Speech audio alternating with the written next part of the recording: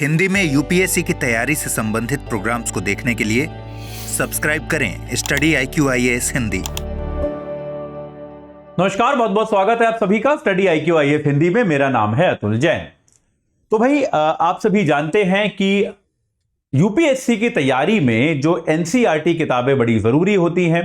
अपनी एनसीईआरटी किताबों का हम अध्ययन धीरे धीरे कर रहे हैं, आराम से कर रहे हैं, समझ समझ के कर रहे हैं, कोई जल्दबाजी नहीं कर रहे, ताकि हम लोग इस बार एनसीईआरटी के अध्ययन को ऐसा कर लें कि उनमें से कोई भी सवाल आए तो उसको भी हम 100% करके आ पाएं, और अगर कोई उस पर आधारित कॉन्सेप्ट भी हो तो उसमें भी हमारी मास्टरी हो जाए, उस कॉन्सेप्ट में भी कोई गैप ना रह जाए। ऐसा ना हो जाए कि भाई कोई कॉन्सेप्ट ऐसा है जो हमको समझ में नहीं आए। ठीक है जी, ये बात क्लियर है।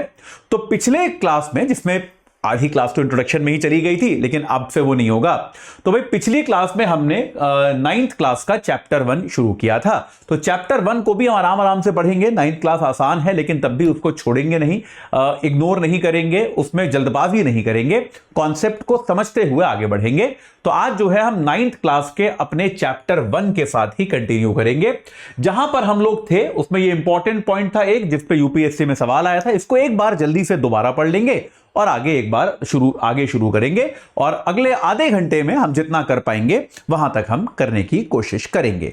अगर आप लोगों को इन लेक्चर्स की गति बहुत ज्यादा या बहुत कम लगे तो कृपया मेरे को कमेंट के माध्यम से बता दीजिएगा, ठीक है। थोड़ा धीमा मैं जानबूझ के पढ़ा रहा हूं, ताकि हमारे जो ऐसे विद्यार्थी जो एकदम बिगिनर हैं, भाई ऐसे भी लोग होते हैं ना जिन्होंने स्कूल में इकोनॉमिक्स पढ़ी लेकिन कभी समझ में ही नहीं आई, या इकोनॉमिक्स का जिनको ई भी नहीं आता, ऐसे बहुत सारे ईमेल्स आते हैं मेरे को, वो लोग पीछे ना रह जाएं। इसीलिए हम कोशिश ये करते हैं कि गति जो है लेक्चर सीरीज की वो एक ऐसी बनाकर रखी जाए कि वो विद्यार्थी जो बहुत ही ज्यादा जिसको समस्या है विषय में, वो भी पीछे ना रह जाए।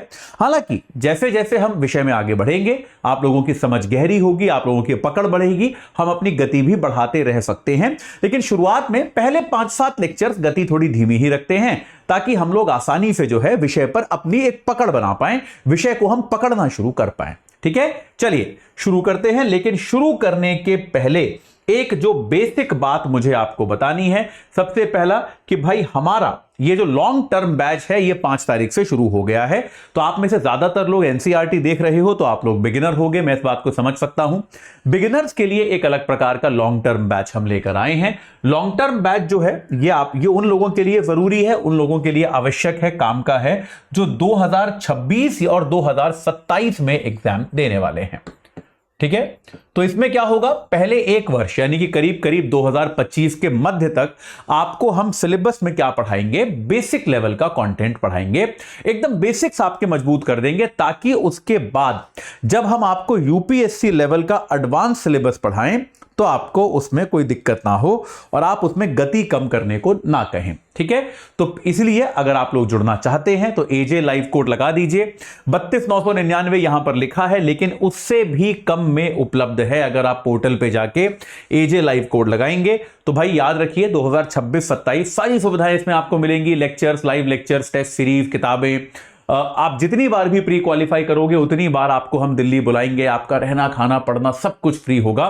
तो आज ही इस बैच से जुड़िए, क्योंकि शुरू हो चुका है, याद रखिएगा शुरू हो चुका है, ज्यादा इंतजार कीजिए मत। 5 तारीख हालांकि इंट्रो था, तो अभी एक आधी क्लास आपकी छूटी है, बेसिक बिगिनिंग वाली, जिसमें सिलेबस इत्यादि समझाया जाता है, वही क्लास छूटी है। तो अभी भी आप तुरंत जुड़ सकते हैं और अपनी तैयारी को एक सही दिशा में आगे लेकर जा सकते हैं। ठीक है, चलिए साहब। इसके अलावा अगर आप 25 वाले विद्यार्थी भी हैं, 2025 वाले हैं, तो आप अर्जुन बैच के बारे में जानते ही हैं, जिससे आप जुड़ सकते हैं। चलिए जी, तो अब चलते हैं सबसे पहले हमारी पाठ्य पुस्तक की ही ओर। तो पाठ्य पुस्तक में हमने पिछली बार क्या पढ़ा था, चलिए मैं यहां पर ऊपर क्लास नंबर भी लिखे देता हूं, ताकि नोट्स को अरेंज करने में आपको कोई कंफ्यूजन ना रहे। ये क्लास 2 है, ठीक है, क्लास 2 है। और तो भाई क्लास 2 की अगर मैं बात करूं तो यहां पर पिछले चैप्टर में हमने क्या पढ़ा था, एक जो इंपॉर्टेंट फर्क जो यूपीएससी पूछ भी चुकी है वो क्या है, स्थिर और कार्यशील पूंजी का। उत्पादन के कारक मैं आपको समझा रहा था, स्थिर और कार्यशील पूंजी का फर्क आपको मैंने जो है पिछली क्लास के एकदम अंत में बताया था। इंपॉर्टेंट कॉन्सेप्ट है, तो एक बार क्विकली 2 मिनट में फिर से रिवाइज कर देता हूं। स्थिर पूंजी बेटा वो होती है जो उत्पादन की प्रक्रिया में लगातार खत्म नहीं होती। इसमें याद रखिएगा, देखिए अब इसमें आपको थोड़ा कॉमन सेंस का भी प्रयोग करना पड़ेगा, क्योंकि उत्पादन की प्रक्रिया में खत्म तो हर चीज होती है भाई। अब जैसे मान लीजिए मैं आपको पढ़ा रहा हूं, तो मेरे सामने एक कैमरा है जिसको देखकर मैं ये रिकॉर्डिंग कर रहा हूं। तो ऐसा नहीं है कि इस कैमरे की आयु कम नहीं हो रही है, निश्चित तौर पे कम हो रही है भाई। ये कैमरा जो है ये अब एकदम नया तो है नहीं, ये 2-3 साल पुराना हो गया, जब से मैंने यहां पर काम करना शुरू किया है तब का ये कैमरा है। तो भाई इस बात की संभावना है कि और 2-3 साल बाद ये कैमरा खराब हो जाए, बेकार हो जाए, पुराना हो जाए, मॉडल अटकने लगे, मुझे कैमरा बदलना पड़े, इस बात की संभावना है। तो भाई ये क्या है, तो अब खर्च तो सब कुछ होता है, लेकिन याद रखिएगा कि इसमें जो है इंपॉर्टेंट चीज क्या है कि उत्पादन की प्रक्रिया में क्या ये लगातार खर्च हो रहा है, अभी ही खत्म हो जाएगा। डेप्रीसिएशन जो होती है बेटा, मूल्य ह्रास एक अलग चीज होती है। मूल्य ह्रास तो आप गाड़ी चलाते हो, चलाते चलाते आपकी गाड़ी का मूल्य कम होता रहता है, पर आपकी गाड़ी खत्म थोड़े ना हो रही है, आपकी गाड़ी छोटी थोड़े ना होती जा रही है। कैमरा मेरी आंखों के आगे से गायब थोड़े ना हो रहा है, बात समझ रहे हो कि नहीं। तो इसीलिए स्थिर पूंजी वो होती है जो उत्पादन की प्रक्रिया में समाप्त नहीं होती। ऐसा नहीं है कि वो लगातार घट रही है, लगातार समाप्त नहीं होती, वो कहलाती है आपकी स्थिर पूंजी। बात समझ में आ गई। जैसे ये कैमरा है, ठीक है, वही कार्यशील पूंजी क्या है, जो उत्पादन की प्रक्रिया में निरंतर खत्म होती रहती है, निरंतर या तो कम या समाप्त होती रहती है।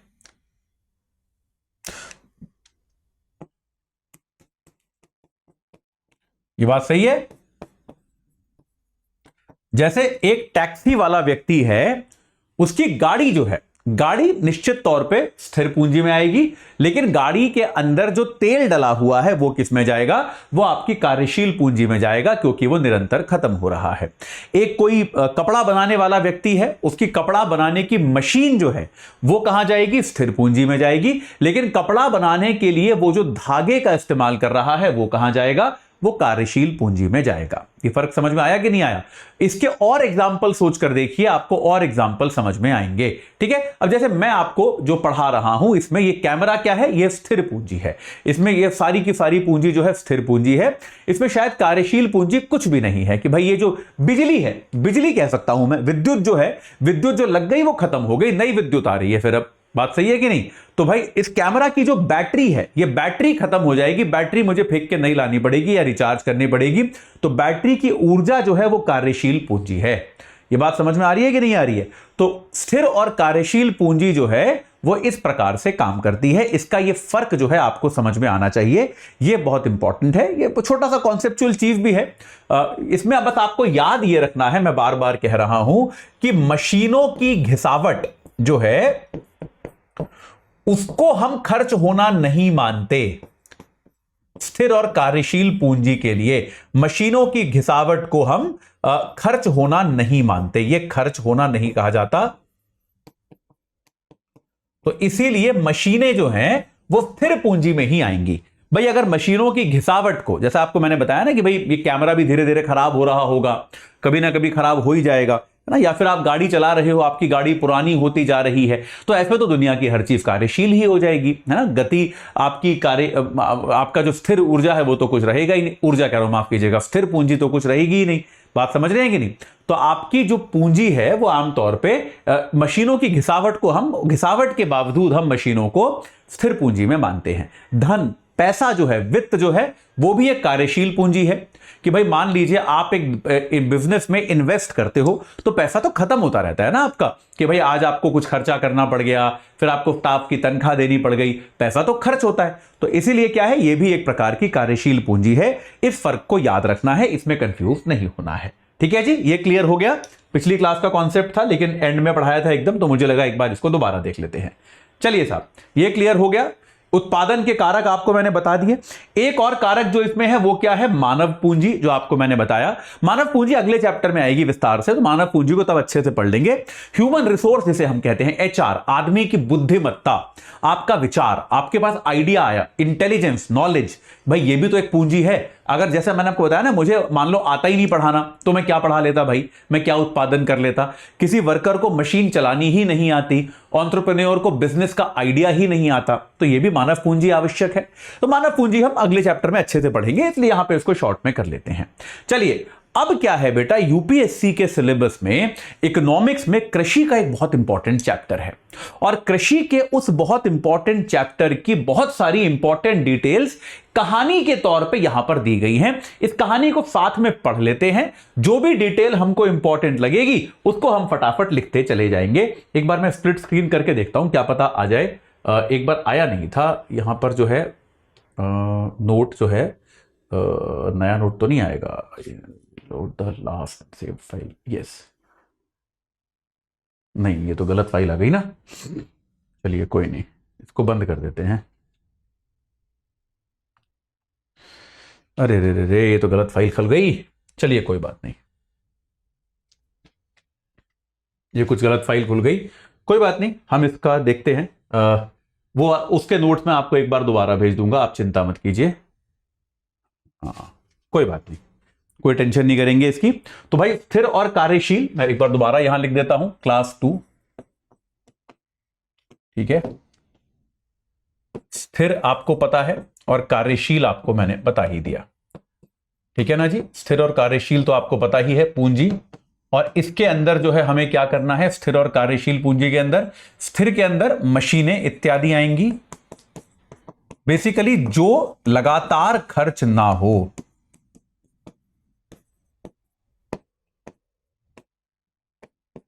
ठीक है, और कार्यशील के अंदर जो लगातार खर्च हो। एक इंपॉर्टेंट चीज जो मैं आपको बताना चाह रहा था यहां पर, वो क्या है कि मशीनें जो हैं, इसमें हम मूल्यह्रास के बावजूद जो है, मूल्यह्रास के बावजूद मशीनें जो हैं वो क्या मानी जाती हैं, स्थिर मानी जाती हैं। ठीक है जी, ये बात क्लियर है। ये मैंने आपको बताया था, एक बार दोबारा लिखना पड़ गया क्योंकि वो पीछे वाली फाइल चली गई, फिर मैं ये नहीं चाहता था कि आपको नोट्स ना मिले। चलिए आगे बढ़ते हैं।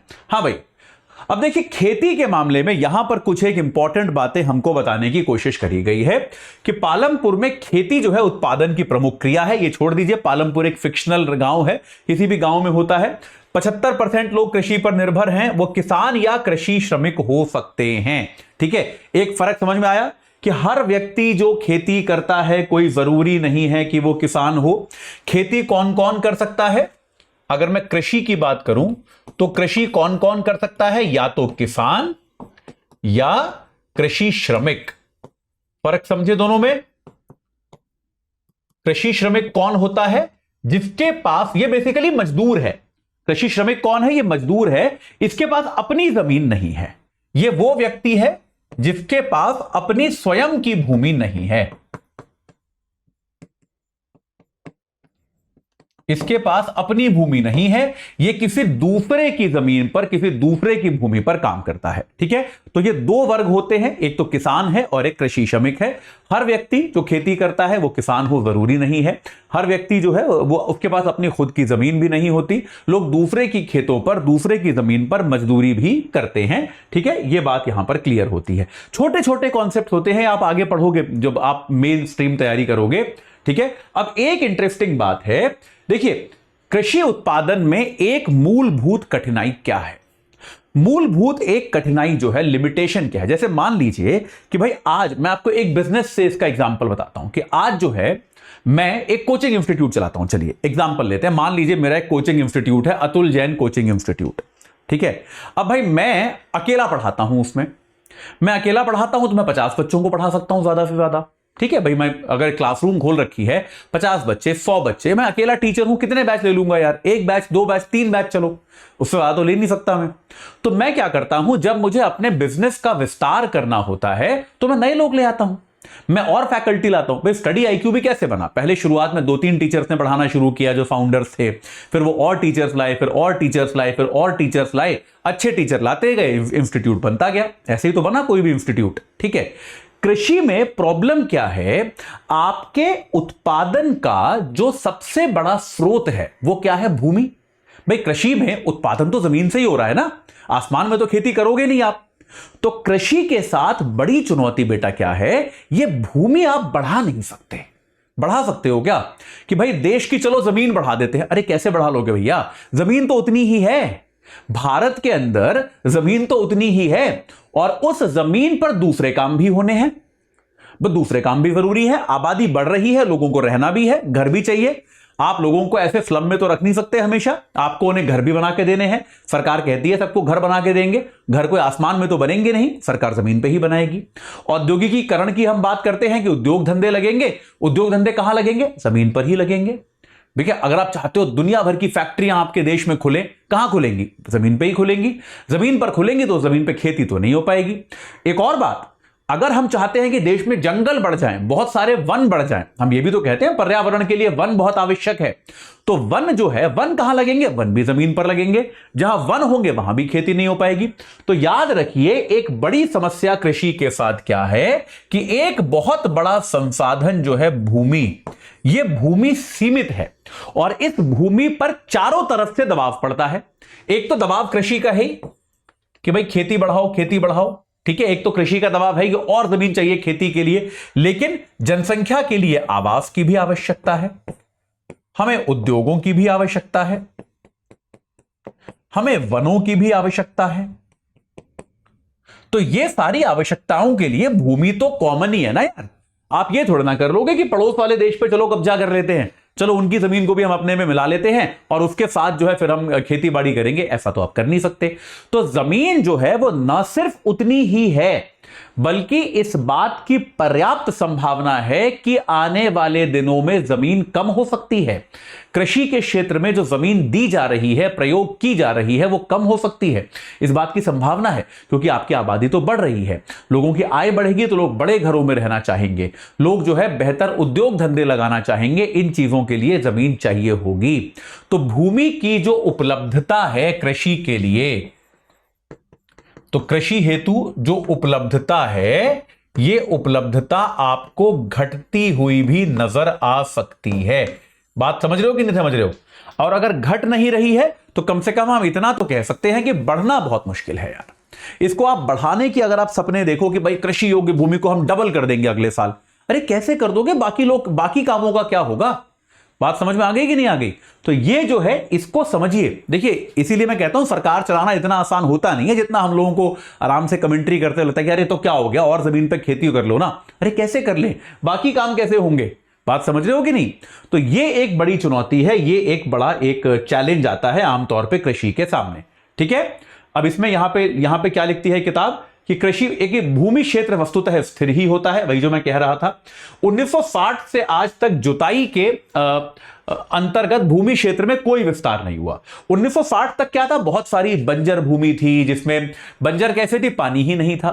तो भैया पानी की व्यवस्था कर दी गई तो वो भूमि जो है कृषि योग्य हो गई। ठीक है, कुछ वहां पर और रासायनिक ट्रीटमेंट कर दिया गया, उर्वरक इत्यादि डाल दिए गए, तो उससे वो भूमि जो है उपजाऊ हो गई। ठीक है, ये बात सही है। तो बंजर भूमि को कृषि योग्य भूमि में बदल दिया। लेकिन अब जो है, अब और नई जमीन कहां से लाओगे? अब तो सारी बन गई कृषि योग्य जमीन। अब आप क्या करोगे? तो ये एक बड़ी समस्या है, एक बड़ी लिमिटेशन है कि भूमि की जो उपलब्धता है वो उतनी ही है। ठीक है, भूमि के नापने की इकाई जो है वो हेक्टेयर है। कई बार इस तरह की चीज पूछ लेते हैं कि भाई हेक्टेयर जो है, आपने अक्सर देखा होगा कि हेक्टेयर जो है वो भूमि को नापने की इकाई है। हेक्टेयर क्या होता है? एक ऐसा वर्ग, एक ऐसा स्क्वायर जिसकी हर भुजा 100 मीटर लंबी हो। 100 मीटर बाई 100 मीटर का एक वर्ग जो होता है, इसके क्षेत्रफल को हम क्या कहते हैं? 1 हेक्टेयर कहते हैं। ठीक है जी, ये आप याद रख लेना। कई बार यूपीएससी इतने बेसिक, इतने आसान सवाल पूछता है और विद्यार्थी उसको भी गलत करके आते हैं क्योंकि उन्होंने एनसीईआरटी पढ़ी नहीं होती या फिर ध्यान से नहीं पढ़ी होती। ठीक है, तो भाई ये हो गया आपका 1 हेक्टेयर। ये आपके 1 हेक्टेयर की परिभाषा है, बहुत ही सिंपल सी। चलिए, और इसके अलावा गांव देहात में आप देखेंगे बहुत तरह की चीजें होती है, बीघा, गुंठा, इस प्रकार की अलग अलग क्षेत्रों में अलग अलग इकाइयां भी होती हैं, लेकिन स्टैंडर्ड जो मेथड है वो हेक्टेयर वाला है। ठीक है जी, अब आते हैं इस चीज पर कि यार देखो, जमीन तो आप बढ़ा नहीं सकते, ये बात तो क्लियर है। अब अगर आप जमीन नहीं बढ़ा सकते तो क्या आप ऐसा कर सकते हो कि उसी जमीन से पैदावार बढ़ा दो? भाई आपकी आबादी बढ़ रही है,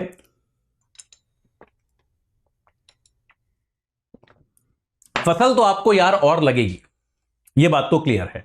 उत्पादन तो आपको और चाहिए होगा, इतने उत्पादन में तो काम चलने वाला है नहीं।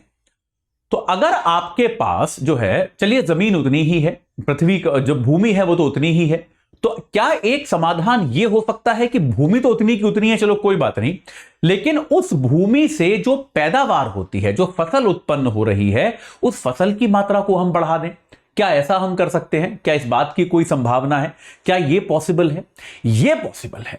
बात सही है कि नहीं भाई? देखो सीधी सीधी बात है ना, मैं हमेशा कहता हूं कि जैसे यूपीएससी की तैयारी समझ लो कि आपके पास दिन में घंटे तो 24 ही हैं, है ना। उसमें से आप मान लो कोई सोओगे, खाओगे, पियोगे, कहीं पढ़ोगे, लिखोगे, जो भी आपको दूसरे काम भी करने हैं, मित्रों से मिलोगे, तो पढ़ाई के घंटे तो 8 ही हैं। वो आप 8 से 16 घंटे नहीं कर सकते, ठीक है। लेकिन आप अगर कोई बैच ज्वाइन करते हो या फिर कोई बेहतर तरीके से पढ़ना शुरू करते हो, तो क्या आप उन 8 घंटों का बेहतर उपयोग कर सकते हो कि इन 8 घंटों से आप जितना पढ़ाई पहले कर पा रहे थे उससे ज्यादा आप कर पा रहे हो? यही बात है कि उस रिसोर्स को हम और निचोड़ सकते हैं क्या, उसमें से और लाभ उठा सकते हैं क्या? इसको अंग्रेजी में कहते हैं बेटा ऑप्टिमाइजेशन, कि भाई कोई चीज जो हमारे पास उपलब्ध है हम उसका और लाभ उठाने की कोशिश करें। तो इसके बहुत सारे तरीके हैं, ठीक है। तो अब क्या है, एक तो इसमें क्या तरीका है, समस्त भूमि पर खेती करी जाती है, कोई भूमि हम बेकार नहीं छोड़ते। एक तो भाई ऐसा नहीं है कि आधी जमीन पर उगा दिया, कुछ जगह खाली छोड़ दी, ऐसा बिल्कुल नहीं है। आपको आगे P2I बैचेस इत्यादि में पढ़ाऊंगा, वरना आगे एनसीईआरटी में भी आएगा कि कृषि के भी कई सारे ऐसे तरीके होते हैं जहां पर यह इंश्योर किया जाता है कि खेत का 1 इंच जगह भी खाली ना छोड़ा जाए, उसका कुछ ना कुछ प्रयोग जरूर हो रहा हो। बिल्कुल भी जगह खेत में खाली नहीं छोड़ी जाती, बिल्कुल भूमि बेकार नहीं छोड़ी जाती। आगे मौसम के हिसाब से, बरसात के मौसम में किसान, जो खरीफ का मौसम होता है, आगे पढ़ेंगे ये सब, ज्वार और बाजरा उगाते हैं, ठीक है। इसको हम लिख लेते हैं कहीं पर, क्योंकि ये कई बार जो है ये बहुत ही बेसिक सी बात है, लेकिन कई बार विद्यार्थियों को पता नहीं होती। तो बरसात के मौसम में क्या उगता है? खरीफ। बरसात का मौसम जो होता है, क्या होता रहता है इस मार्कर में, ये में बरसात का मौसम जो है उसमें खरीफ की फसल आती है, ठीक है। इसमें किसान क्या उगा रहे हैं इस गांव में? ज्वार और बाजरा। वैसे चावल भी इसमें जो है इसका बड़ा फसल है। और वहीं दूसरी ओर जाड़ा जो होता है, ठंड जो होती है, जाड़े के समय रबी की फसल उगाई जाती है। ये यहां पर लिखा है इस गांव के बारे में अगर हम बात करें। याद रखिए मैं जानबूझ के एनसीईआरटी से ज्यादा बाहर नहीं जा रहा हूं पढ़ाते हुए, ठीक है। इन पौधों को पशुओं के चारे के लिए प्रयोग में ला सकते हैं। अब सर्दी के मौसम में गेहूं उगाते हैं, ठीक है। सर्दी के मौसम में क्या उग गया? गेहूं। अब बीच के जो महीने रह गए, बरसात और जाड़े के बीच के जो महीने रह गए, अक्टूबर वगैरह वगैरह, उसमें क्या कर लेते हैं हम? आलू उगा लेते हैं। यानी कि समझिए आप कि अगर एक जमीन का टुकड़ा है तो ऐसा नहीं है कि वो साल में एक बार ही प्रयोग हो रहा है। आप समझ रहे हैं इस बात को? देखिए कई बार क्या होता है, ये वैसी वाली ही बात हो गई कि जैसे आजकल आप देखते होंगे बहुत सारे बड़े शहरों में, जैसे मुंबई में जहां मैं रहता हूं, बहुत सारे, लगभग सारे स्कूल जो है वो 2 शिफ्ट में चलते हैं। क्यों? क्योंकि यहां जमीन बहुत महंगी है यार मुंबई में। तो इतना बड़ा अगर स्कूल बनाया गया है तो एक शिफ्ट में क्यों चलाना है? एक शिफ्ट जो है सुबह 7:30 बजे शुरू होती है, 12 बजे खत्म हो जाती है। दूसरी शिफ्ट जो है वो करीब 11-12 बजे शुरू होती है, या 12 बजे शुरू होती है और शाम को 4-5 बजे खत्म होती है। तो आइडिया यह है कि उसी एक भवन का 2 बार प्रयोग कर लिया जाए। बात समझ रहे हो कि नहीं समझ रहे हो? उसी एक भवन का 2 बार प्रयोग हो जाए, बेस्ट है कि नहीं है? ज्यादा लाभ मिल गया उस भवन से कि नहीं मिल गया? ऐसे ही ये जमीन का टुकड़ा जो आपकी है, ये जमीन का टुकड़ा अलग अलग समय पर, ये गर्मी में भी इस्तेमाल हुआ, ये जाड़े में भी इस्तेमाल हुआ, और ये बीच के मौसम में भी जो है वो इस्तेमाल हुआ। तो एक जमीन का टुकड़ा जो है वो कई बार इस्तेमाल होता है और कई बार वो आपको अलग अलग फसलों का उत्पादन करके देता है। तो इसमें आपने क्या किया? आपने, जमीन तो उतनी ही रही लेकिन आपने फसल बढ़ा दी, ठीक है। तो यह आपका बहु फसल का जो तरीका होता है, यह आपका बहु फसल विधि जो होती है, यह आपका उत्पादन बढ़ाने में सहयोग करती है कि भाई आप एक ही जमीन के टुकड़े से कई कई बार आप फसल निकाल रहे हो, एक बार उगाकर उसको छोड़ नहीं रहे। ऐसा नहीं कर रहे कि भैया आपने बस एक बार एक फसल उगा दी, अब एक जमीन के टुकड़े पर तो एक ही बार फसल उगेगी, ऐसा नहीं है। आप क्या कोशिश करते होगे? जल्दी जल्दी उगे और ज्यादा उगे, कई फसलें उगा पाए, तो यह आप प्रयास करने की कोशिश करते हो। यह क्लियर हो गया? इसमें कोई डाउट नहीं है? चलिए, पालमपुर के एक वर्ष में किसान 3 अलग अलग फसलें, इसलिए अब इसमें याद रखिए उतना आसान नहीं है ये।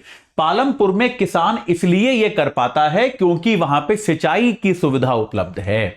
देखिए, प्रकृति तो सिंचाई की सुविधा आपको एक साल में एक बार देती है, बारिश के मौसम में। प्रकृति तो आपको सिंचाई की सुविधा वर्ष में एक ही बार देती है ना भाई। प्रकृति भी करती है सिंचाई, ऐसा नहीं है कि कुदरत हमारे खिलाफ है, करती है सिंचाई, लेकिन प्रकृति तो खाली बारिश के मौसम में करेगी। जब मॉनसून है आपके देश में तभी होगा, बाकी समय में ठंड में कैसे होगा भाई सिंचाई। तो सिंचाई की सुविधा आपको कृत्रिम तरीके से उपलब्ध करानी पड़ेगी।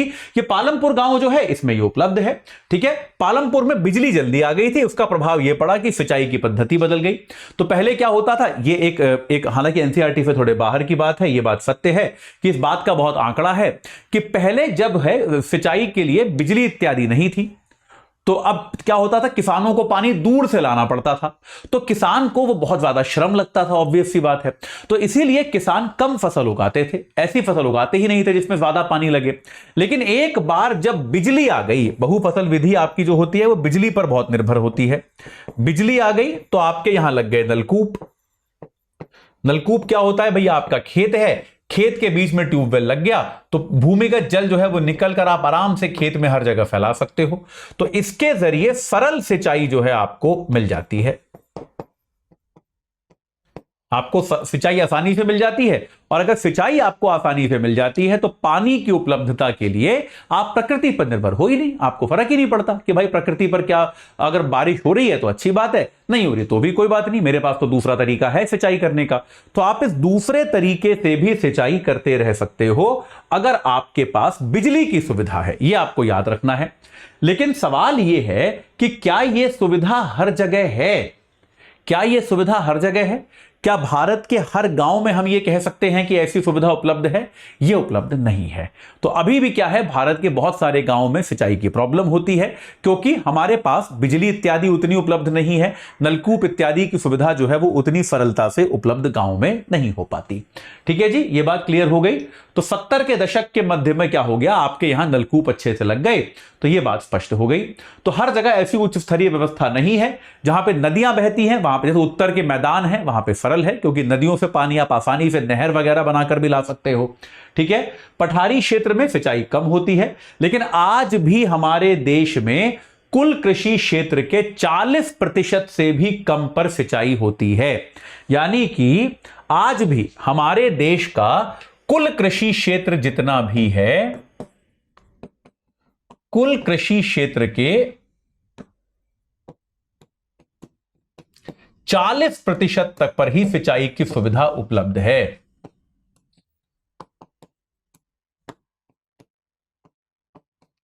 बाकी 60% क्या है, अभी भी वर्षा पर निर्भर है। बारिश होगी तो सिंचाई होगी, बारिश नहीं होगी तो सिंचाई नहीं होगी।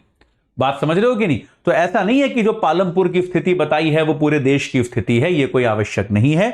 अभी भी ज्यादातर जगह आपको परिस्थितियां यही मिलती हैं कि भाई यहां पर जो है आपको ये बात की पूरी संभावना है कि आपको सिंचाई की सुविधा जो है आपको इन क्षेत्रों में ना मिले। ये बात क्लियर हो गई? इसमें तो कोई डाउट नहीं है, एकदम आसान सा है, लेकिन मैं आसानी से पढ़ा रहा हूं। बहुविध एक से ज्यादा फसल प्रणाली, एक से ज्यादा फसल उगाने की व्यवस्था जो है उसे बहुफसल या बहुविध फसल, दोनों में से कुछ भी लिख सकते हो आप, बहुविध फसल प्रणाली कहते हैं। ये तो पता है आपको, बहुविध फसल प्रणाली बता दी आपको, जहां पर क्या होता है, एक से ज्यादा फसल।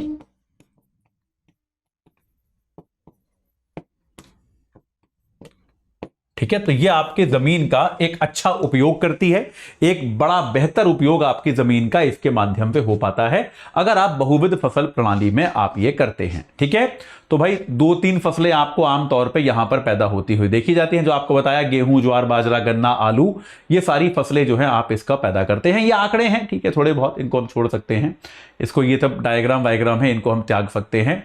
ठीक है, अब एक तरीका और क्या होता है, कितना समय बचा है, चलिए एक चीज और पढ़ लेते हैं।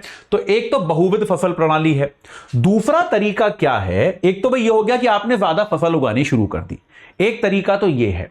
दूसरा तरीका क्या होता है, दूसरा तरीका यह होता है कि आप आधुनिक तकनीक का प्रयोग करना शुरू कर दो।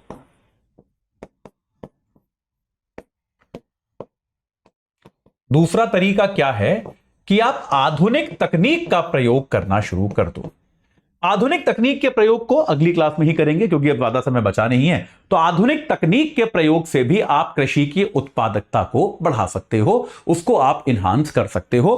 तो आप जितनी उत्पादकता सामान्य तौर पे कर रहे थे कृषि से, उससे ज्यादा उत्पादन आप कृषि क्षेत्र में कर सकते हो। यह संभव है अगर आप आधुनिक तकनीक का प्रयोग करें। ठीक है, तो बहुत बेसिक सा चैप्टर है, लेकिन आज के लिए इतना ही। धीरे धीरे ही करेंगे, शुरू में ग्रेजुअली स्पीड बढ़ेगी। आपको पहले ही चेतावनी दे रहा हूं, यह मत सोचिएगा कि पूरी किताब इसी गति पे कराई जाएगी, लेकिन धीरे धीरे शुरू करेंगे, आगे जाके गति बढ़ाएंगे। शुरुआत में फोकस ये है, लक्ष्य ये है कि आपके अंदर एक आर्थिक तौर पर सोचने की क्षमता विकसित हो। जब वो हो जाएगी तो इस कार्यक्रम की गति निश्चित तौर पर बढ़ेगी। ठीक है, चलिए, तो अभी के लिए इतना ही। आपको जाते जाते एक बार दोबारा बता दूं कि भाई हमारा लॉन्ग टर्म बैच जो है, उससे अगर आप तो अगर आप 2025 में एग्जाम देने वाले हैं, लॉन्ग टर्म के बारे में शुरुआत में बताया था, अब अर्जुन बता देते हैं। तो भाई अगर आप 2025 में एग्जाम देने वाले हैं तो हमारे अर्जुन बैच से आप जुड़ सकते हैं। याद रखिएगा, यह 10 तारीख से शुरू हो रहा है शाम 6 बजे से। रोज 3 घंटे की live class, mentorship, daily practice questions, pre और मेंस के क्वेश्चंस का रोज समाधान, प्री और मेंस दोनों की टेस्ट सीरीज, 18 किताबें आपके घर पे।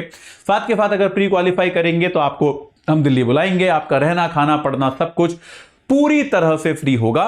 25 वालों के लिए ये बैच है। 26 में एग्जाम दे रहे हो तो लॉन्ग टर्म बैच से जुड़ो, जिसमें 1 साल तक आपको जो है हम पहले बेसिक्स पढ़ाएंगे और उसके बाद जो है आपको मुख्य एडवांस सिलेबस पर लेकर जाएंगे। तो जो भी कोर्स ले रहे हो, कोड याद रखिए, एजे लाइव कोड लगाना है। न्यूनतम दामों पर आपको यह कोर्स उससे मिलेगा। जो दाम यहां लिखे हैं उससे भी कम दाम पर आपको यह कोर्स वहां पर मिलेगा। ठीक है, चलिए, तो आज के लिए इतना ही। शुक्रवार को आप लोगों से एक बार फिर मुलाकात होगी और तब हम आधुनिक तकनीक का प्रयोग कैसे करें कृषि में, इसके बारे में जानने की कोशिश करेंगे। इस क्लास से जुड़ने के लिए आप सभी का बहुत बहुत धन्यवाद। हिंदी में यूपीएससी की तैयारी से संबंधित प्रोग्राम्स को देखने के लिए सब्सक्राइब करें स्टडी IQ IAS हिंदी।